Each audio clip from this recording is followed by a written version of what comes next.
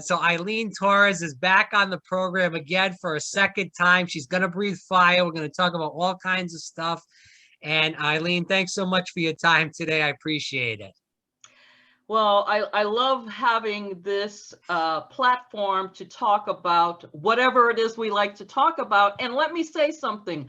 I answer to Elaine, Arlene, Irene, and once in a while Iris. So it doesn't matter what you call me. I know you're talking to me.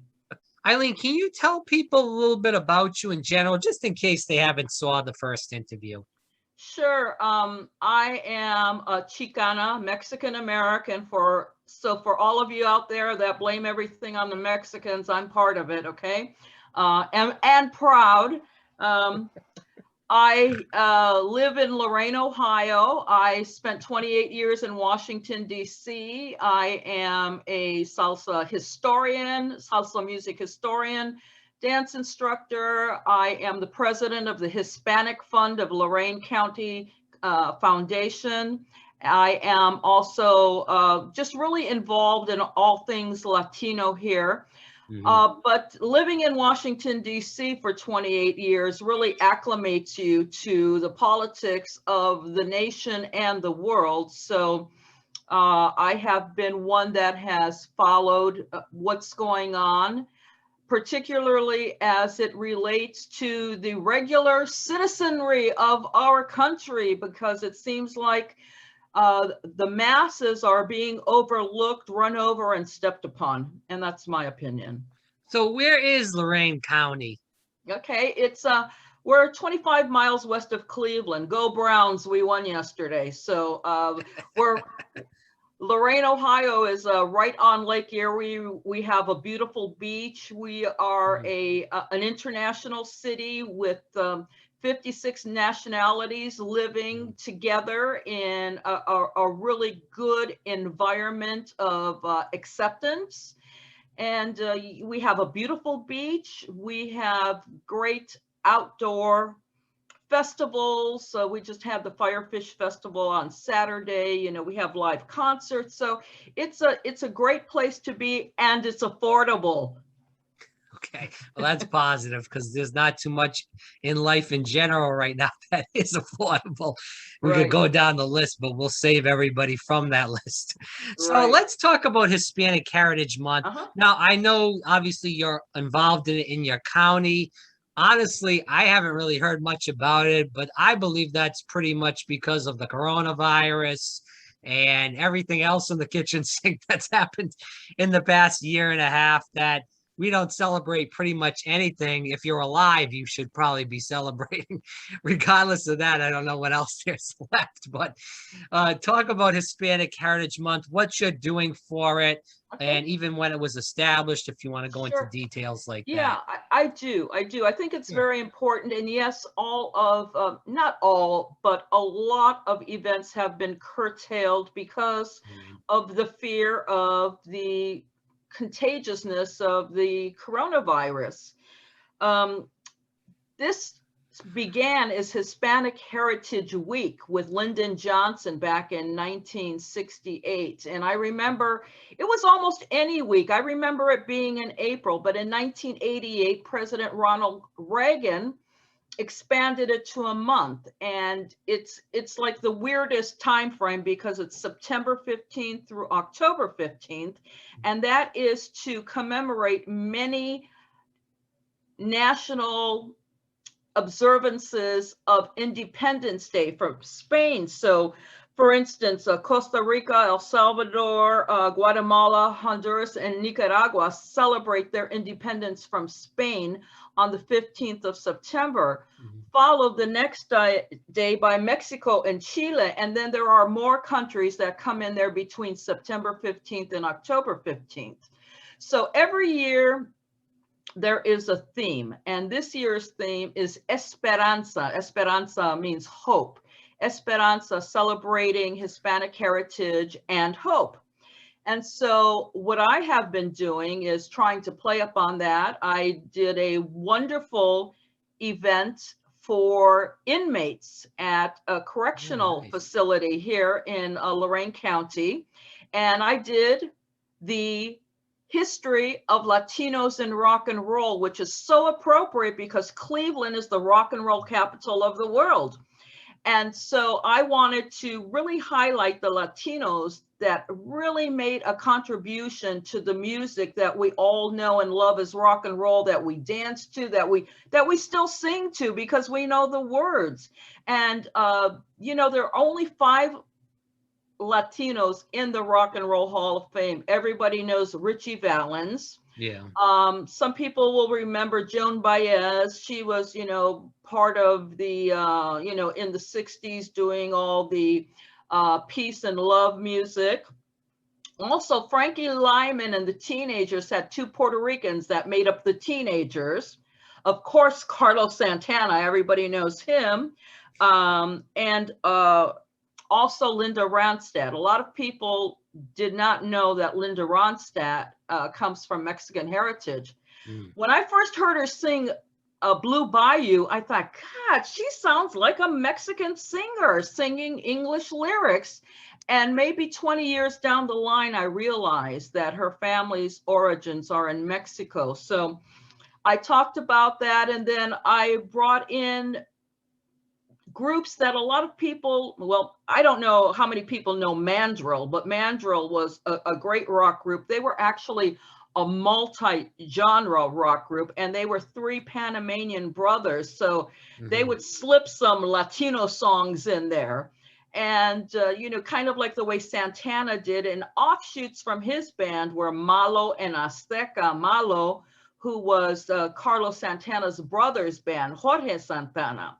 So what happened with especially Carlos Santana is that he introduced the world of rockers to Latin music, but with a rock beat. So that was something really great. And now, many years down the line, you will see, and I have to say, I've only seen 2 commercials, usually during Hispanic Heritage Month and whatever Heritage Month it is, you see commercials.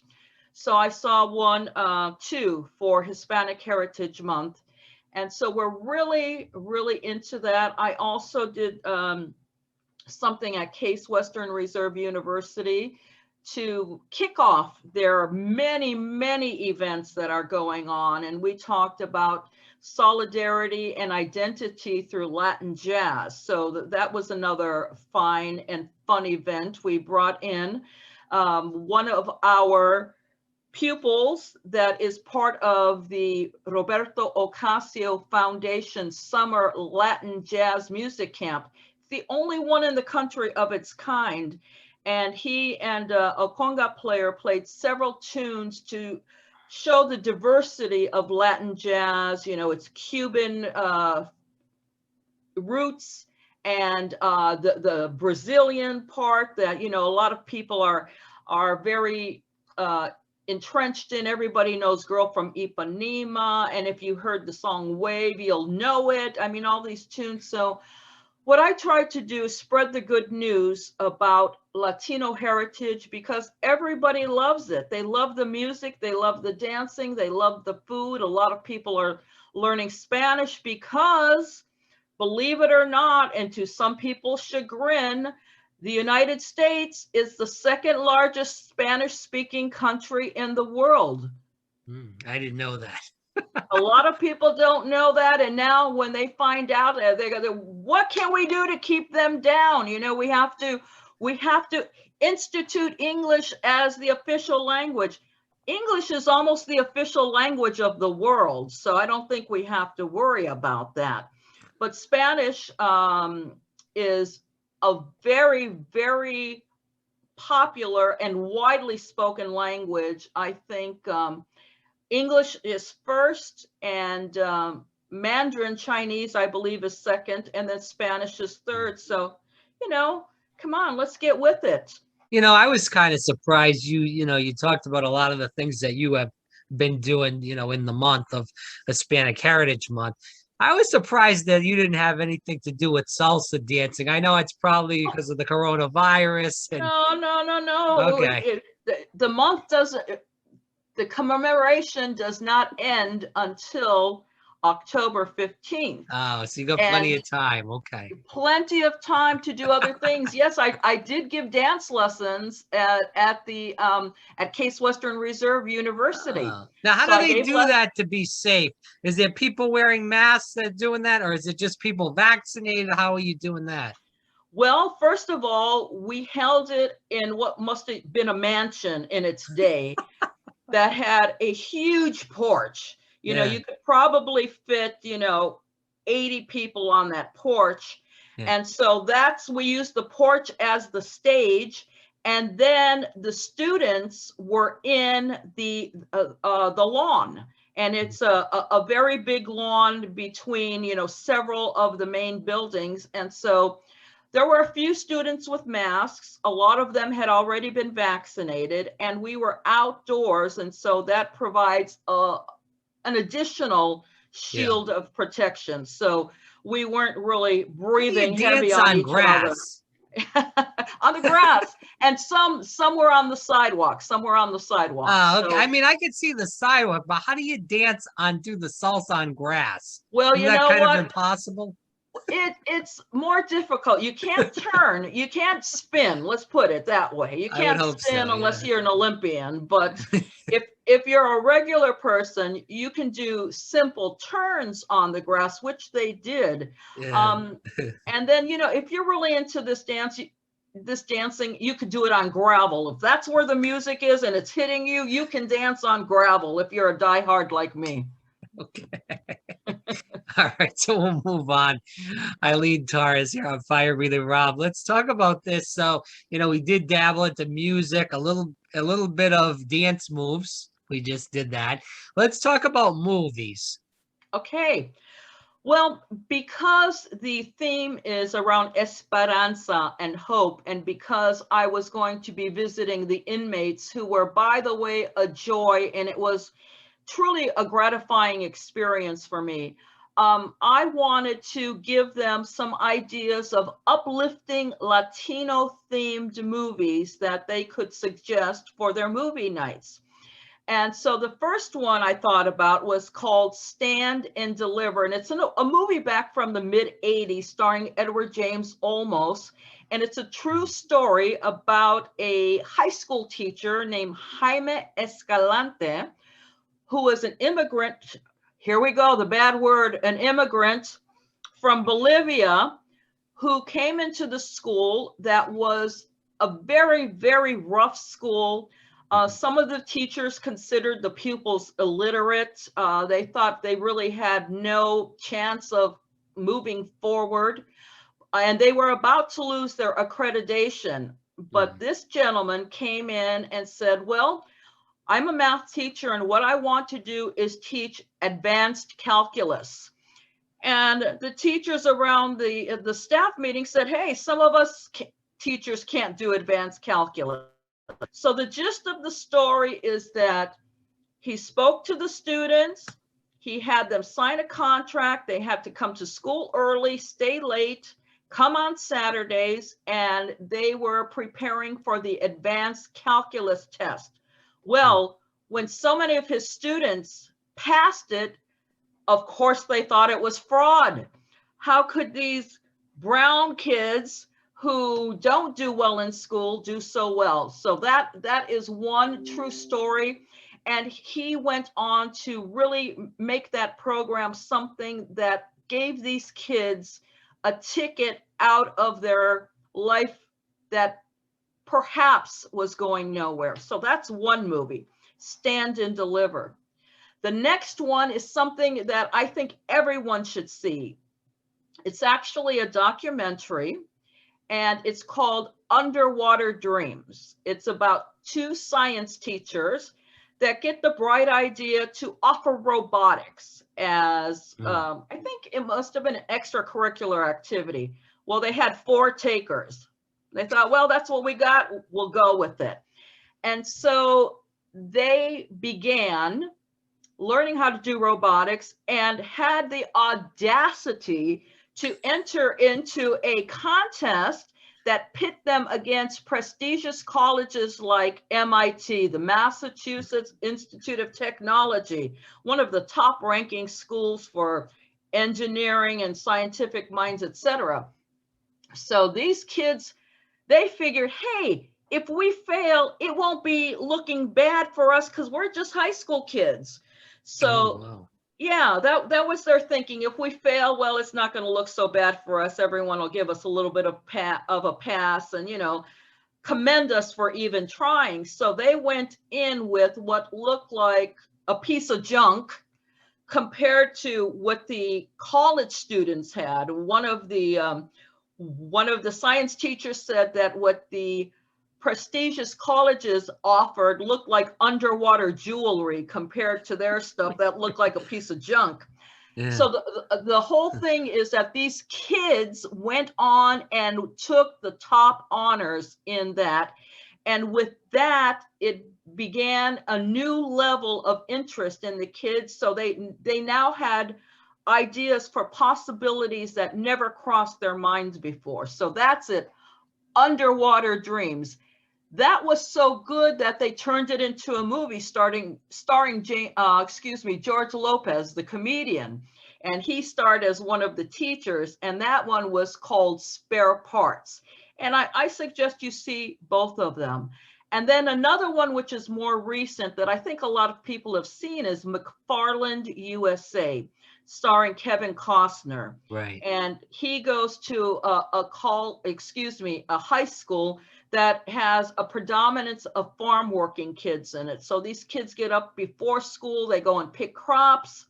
They go to school, after school, they go back and pick crops, they pick on the weekends, etc. And what Kevin Costner, Mr. White, notices is that, man, these kids can run. They're running all the time and they run fast. So he said, let's start a cross-country team. And the principal says, hey, that's for elite schools. And he said to Kevin Costner, do you have any experience coaching cross-country? And he said, no. He said, you sound perfect for the job. So they start the cross-country program. And once again, these kids take home top honors. And year after year after year, they are state champs. These undocumented kids with the only thing that looked like there was going to be in their future was continuing their parents' labor working in the farm. So those are the 4 movies that I suggested would be uplifting to everyone. Eileen does have a few facts about some things from Hispanic Heritage Month, and we're going to dabble into that. So if you want to end with that, and then we'll dabble into some other stuff. Who knows? Go ahead. Okay. And the last thing that I'm going to talk about will probably take us into something else. However, I wanted people to know that there are 1.225 Latino veterans in the United States. And one of the sad shames that we have is that if you are an undocumented male, you still must register for the selective service. I almost said secret service, for the selective service. And if you go into the military, you can be deported after you've served your time. And I think that is a shame that we would deport veterans who risk their lives for the freedoms we enjoy in this country. So that's one thing I wanted to talk about. I also wanted to let people know that the state of New Mexico is almost 50% Latino. A lot of people don't know that, but I think that's an interesting thing to know. 65% of Latinos in the United States trace their roots back to Mexico, like I do, followed by Puerto Ricans with 9.3%. Latinos represent an almost $2 trillion market. So our dollars are very vital to the economy of the United States. And we, the women, are the ones who pretty much control the pocketbook. We say what we're buying, where we're buying it, who we're buying it from, what brands we like, et cetera, et cetera. California has the largest amount of Latinos, almost 16 million. And there are now 60.6 million Latinos in the United States. That was of 2019, and it's always an undercount. So we are going to be 111 million, if not more, in the near future, say in 20 years. And that fact alone is something that I know is causing quite a bit of consternation and concern among people in this country that are afraid of the browning of America. More minorities are reproducing faster than they are. I just heard a statistic today saying there were more deaths because of COVID than there were births this year. That's something that, you know, we haven't heard of. But the fact that Latinos are becoming such a big part of this country, the fact that we're voting is really causing a lot of concern. And I believe that's one of the reasons that these voting restrictions are being laid down, you know, every minute we look around. Agreed. And a great way to end the podcast with that. Eileen Torres, thanks so much for your time. Where can people find more about you? I have a website, Eileen Torres Productions, EILEENTORRES Productions.com. And I'm on Facebook, so you can find me there very easily. I update there quickly. And thank you again, Rob. It was another privilege to be on with you today.